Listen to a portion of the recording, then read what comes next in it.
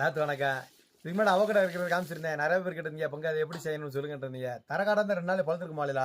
நம்ம கூலிங் கிளைமேட்டுக்குனால 1 வாரம் ஆயிடுச்சு மாலையில. அம்மா நம்ம பிள்ளைகளா அம்மா பேசுறப்பா எல்லாம் நல்லா இருக்கீங்களா?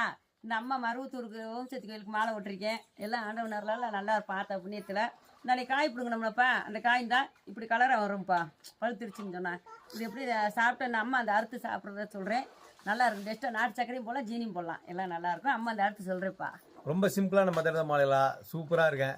இதே மாதிரி நிறைய பேர் ஐஸ் கியூப்லாம் வச்சு ஃப்ரிட்ஜுக்குள்ளே வச்சு ஐஸ் மாதிரி செஞ்சு சாப்பிடுவாங்க மாலையில. நல்லா இருக்கேன்.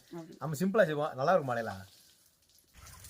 சூப்பராக இருக்கும் மாலையில. அது புள்ள சவுண்டே பாருங்களேன், கறக்குன்னு இந்த உள்ள அழகாக அப்படி இருக்கும்ப்பா. நல்லா ஐஸ் கட்டி மாதிரியே இருக்கும் மாலையில. சூப்பராக இருக்கு. பச்சை இப்படி எடுத்து இப்படியே சாப்பிடலாம், அதுவும் நல்லா டேஸ்ட்டாக இருக்கும். நம்ம தேவைக்கு தகுந்த மாதிரி சீனி, பால், தேன், நாட்டு சக்கரை இந்த மாதிரி எது வேணால் போட்டு சாப்பிடலாம். ஜீனி போட்டுக்கலாம்ப்பா, ரொம்ப போட வேணாம், கொஞ்சம் அளவாக கூட போட்டுக்கலாம். இந்த பழம் இனிக்கும் இனிக்காத புளிக்கும் புளிக்காத மாலையில நல்லா டேஸ்ட்டாக இருக்கும் சாப்பிட. இந்த பால் ஊற்றிக்கலாம்ப்பா. நல்லா அல்வா துண்டு கணக்காக இருக்கும். நீங்கள் மிக்சியில் அரைச்சி சாப்பிடணும்லாம் சாப்பிடலாம்.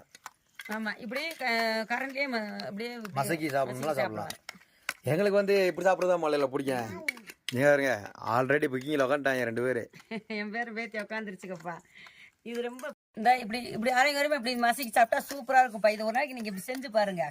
அப்படியே மிக்சிலையும் அடித்து சாப்பிட்டு பாருங்க, இப்படியும் சாப்பிட்டு பாருங்க. ஆனால் எப்படி இருக்குன்னு பாருங்க. இப்படி சாப்பிட்டா நல்லா டேஸ்ட்டாக இருக்கும். இந்த சமையல் தான் சின்னவங்களுக்கு நல்லது மாலையில. என் பேத்தி நல்லா விரும்பி சாப்பிடுவாங்கப்பா. இன்னும் நாட்டு சக்கரை போட்டு கொடுத்து பாருங்க, சூப்பராக இருக்குப்பா.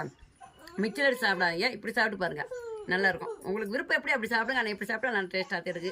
இந்த விட இதே நல்லா டேஸ்ட்டாக இருக்குது எனக்கு.